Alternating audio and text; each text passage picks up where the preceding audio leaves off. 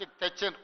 ఎంబడే మా అధికారులను పిలిపించి మీరు అక్కడికి వెళ్ళి పరిశీలించి ఆ ప్రాంత రైతులతోని మాట్లాడండి, వాళ్లకు న్యాయం జరగాలి అని నష్ట పరిహారాన్ని పెంచి ఇవ్వడమే కాదు వాళ్ళని అందరిని పిలిచి మాట్లాడి ఈ రోజు భూసేకరణ కార్యక్రమాన్ని వేగంగా ముందుకు తీసుకెళ్లి ఈ ప్రాంతంలో ఇండస్ట్రీస్ పార్క్ తీసుకొచ్చి ముఖ్యంగా ఆటోమొబైల్ ఇండస్ట్రీ తేవాలని ఇవాళ హుండై కార్ల పరిశ్రమకు జైరాబాద్ నిమ్స్ లో స్థలాన్ని కేటాయించి 450 ఎకరాలు తొందరలోనే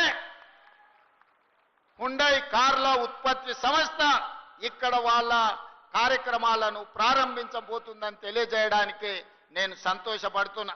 అదే కాదు ఇప్పటి దగ్గర స్థానిక శాసనసభ్యులు మాణిక్రావు గారు, అదే విధంగా మా పెద్దలు సురేష్ శెట్కర్ గారు, అదే విధంగా టీజీఐఐసి చైర్పర్సన్ నిర్మలా జగ్గారెడ్డి గారు, చైర్పర్సన్ గారి తరఫున జగ్గారెడ్డి గారు వచ్చి నాకు ఒక సూచన చేసిండు. నేను ఈ జిల్లా నుంచి ప్రాతినిధ్యం వహిస్తున్నా, ఈ భూములు పోయిన వాళ్లకు మీరు ఇందిరమ్మ ఇండ్లు ఇస్తే ఇందిరమ్మ పేరు శాశ్వతంగా గుర్తు పెట్టుకుంటారు, మీరు ప్రకటన చేయాల్సిందే అని జగ్గారెడ్డి గారు వచ్చి నా పక్కన కూర్చొని పంచాయతీ పెట్టిండ్రు. అందుకే ఇవాళ సురేష్ శెట్కర్ గారు స్థానిక శాసనసభ్యులు, అదే విధంగా జగ్గారెడ్డి గారు, మా దామోదర్ రాజ నరసింహ గారి సూచన మేరకు నేను ఈ వేదిక మీద నుంచి ఇక్కడ ఉన్న జైరాబాద్ నిమ్స్ లో 12,500 ఎకరాల భూమి ఎవరైతే కోల్పోయినరో 5,600 కుటుంబాలు ఉన్నాయి. 5,600 కుటుంబాలకు ఇందిరమ్మ ఇండ్లను మంజూరు చేస్తానని మీ సొంత స్థలాలలో ఇందిరమ్మ ఇండ్లు కట్టుకోవడానికి 5,612 కుటుంబాలు ఉన్నాయి. మా అధికారులు సమాచారం అందించారు. ఇంకో 100 ఎక్కువైనా కూడా పర్వాలేదు, భూమి కోల్పోయిన ప్రతి కుటుంబానికి ఇందిరమ్మ ఇండ్లు మంజూరు చేస్తామని ఈ వేదిక మీద నుంచి ఆ రైతులకు ఈ సంతోషకరమైన వార్తను చేరవేయాల్సిందిగా ఇక్కడికి వచ్చిన మిత్రులందరికీ తెలియజేస్తున్నా. ఎందుకంటే భూమి పోయిన వాళ్ళందరూ కూడా ఈ సభకు రాకపోయి ఉండొచ్చు. అందుకే స్థానిక పార్లమెంట్ సభ్యులు, స్థానిక శాసనసభ్యులు, అదే విధంగా మా జగ్గారెడ్డి గారికి ప్రత్యేకమైన బాధ్యత ఇస్తున్నా. ఈ 5,612 కుటుంబాలను అందరినీ పిలిచి జగ్గారెడ్డి గారు మంచి భోజనం పెట్టి వాళ్ళ ఇండ్ల పట్టాలు ఇప్పించే బాధ్యత మా జగ్గారెడ్డి గారి మీదనే పెడుతున్నా. వారు వచ్చి ప్రత్యేకంగా ఇక్కడ ఒక ఫంక్షన్ హాల్ తీసుకొని ఆ కుటుంబ సభ్యులందరినీ కూడా పిలిచి వాళ్ళకు ఒక మంచి భోజనం పెట్టి వాళ్ళందరూ కూడా ఇందిరమ్మ ఇండ్ల పట్టాలు ఇచ్చే విధంగా కార్యక్రమాన్ని చేపట్టవలసిందిగా వారికి సూచన చేస్తున్నా. అదే విధంగా కలెక్టర్ గారికి ఇతర ఉన్నతాధికారులందరికీ కూడా ఆదేశాలు ఇస్తున్నా. భూమి కోల్పోయిన వాళ్ళందరికీ కూడా ఇందిరమ్మ ఇండ్లు మంజూరు చేయడానికి అవసరమైన కార్యాచరణను మొత్తం సిద్ధం చేయండి అని చెప్పి నేను ఈ సందర్భంగా వారికి ఆదేశాలు ఇస్తున్నా. అదే విధంగా జహీరాబాద్ మున్సిపాలిటీకి సంబంధించి జహీరాబాద్లో జరగాల్సిన అభివృద్ధి కార్యక్రమాల గురించి సురేష్ శెట్కర్ గారు చెప్పిండ్రు, దామోదర్ రాజ నరసింహ గారు చెప్పిండ్రు, అదే విధంగా శాసనసభ్యులు చెప్పిండ్రు. తప్పకుండా దానికి సంబంధించి ఒక ప్రత్యేకమైన సమీక్ష చేసి ఏమేమి ఇవ్వగలుగుతామో మున్సిపాలిటీలో అదే డ్రైనేజ్ వ్యవస్థ కావచ్చు, సీసీ రోడ్లు కావచ్చు, తాగునీటి సమస్య కావచ్చు, ఏమి నిధులు అవసరం అవుతాయో అధికారులందరినీ కూడా పిలిచి సమీక్ష చేసి జహీరాబాద్ నియోజకవర్గానికి అవసరమైన నిధులను మంజూరు చేయడానికి నాకు ఎలాంటి అభ్యంతరం లేదు. ఎన్నికలు వచ్చినప్పుడే రాజకీయాలు, ఎన్నికల తర్వాత అందరినీ కలుపుకొని అభివృద్ధి చేయడమే నా బాధ్యత. తప్పకుండా జహీరాబాద్ నియోజకవర్గ అభివృద్ధిని నేను మీకు మంజూరు చేస్తా.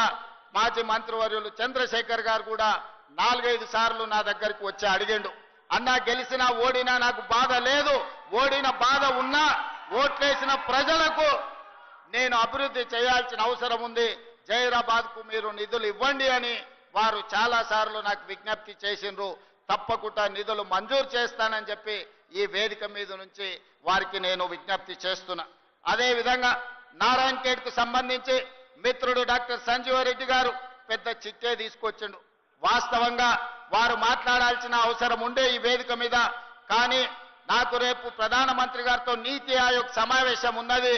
విమానాలు కొన్ని రద్దయితున్నాయి. నేను తొందరగా ఢిల్లీ చేరుకునేది ఉన్నది కాబట్టి వారికి మాట్లాడే అవకాశం రాలేదు. కానీ వారి విజ్ఞప్తి చేసిన టూరిజం, ఎకో టూరిజం సంబంధించి కానీ, అదేవిధంగా బసవేశ్వర సంగమేశ్వర సాగునీటి ప్రాజెక్టు విషయంలో కానీ, అదేవిధంగా వారు 150 ఎకరాల భూమిని కేటాయించడం, ఏదైనా ఇండస్ట్రీస్ మా నియోజకవర్గానికి తీసుకురావాలి అని వారు అడగడం జరిగింది. ఇదే కాకుండా చెక్ డ్యాం గురించి కూడా వారు నా దృష్టికి తీసుకొచ్చిండ్రు.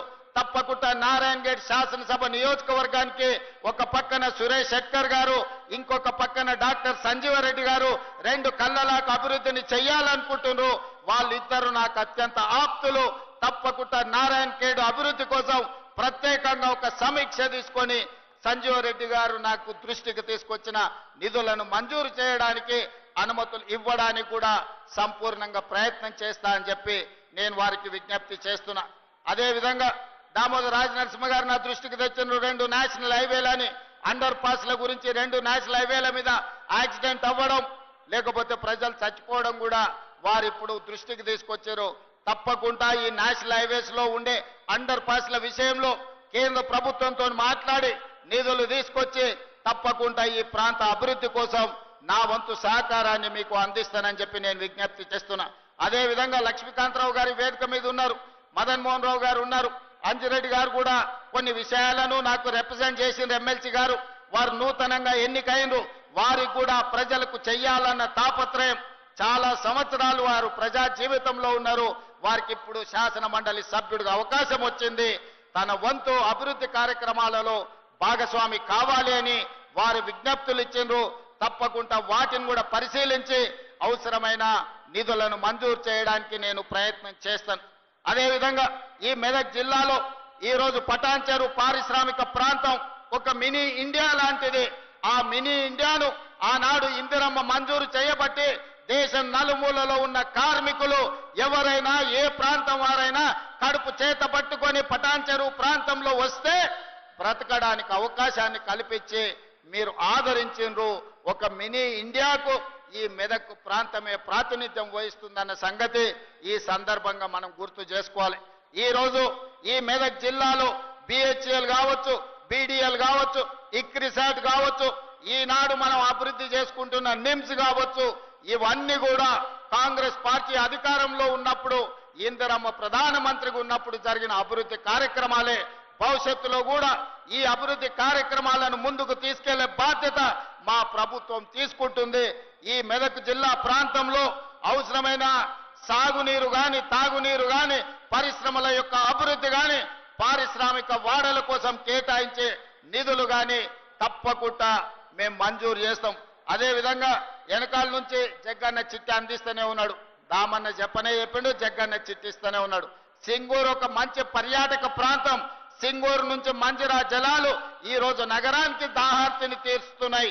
తప్పకుండా ఈ సింగూరు ప్రాజెక్టును 100% ఒక మంచి టూరిజం కింద, ఎకో టూరిజం కింద ఆ సింగూరు జలాలు హైదరాబాద్ ప్రజలు ఏదైతే దాహార్తిని తీరుస్తుండ్రో సింగూరు యొక్క అభివృద్ధి కార్యక్రమాలకు కూడా నిధులు మంజూరు చేసి ప్రత్యేకమైన సమీక్ష చేసి ఈ అభివృద్ధి కార్యక్రమాలను ముందుకు తీసుకెళ్తామని చెప్పి నేను ఈ సందర్భంగా తెలియజేస్తున్నా.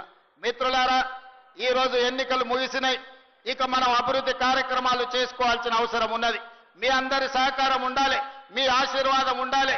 ఈనాడు మీకు అందరికీ తెలుసు, తెలంగాణ రాష్ట్రంలో 25,55,364 రైతు కుటుంబాలకు 20,617 కోట్ల రూపాయలు మొదటి సంవత్సరంలోనే రైతు రుణమాఫీ చేసి రైతులను అప్పుల బాధల నుంచి విముక్తి కలిగించిన ప్రభుత్వం మన ప్రభుత్వం అని చెప్పి రైతులకు ఈ రోజు నేను చెప్పదలుచుకున్నా. ఇదే కాదు, రైతుకు 24 గంటలు ఉచిత విద్యుత్ ఇవ్వడమే కాదు, రైతు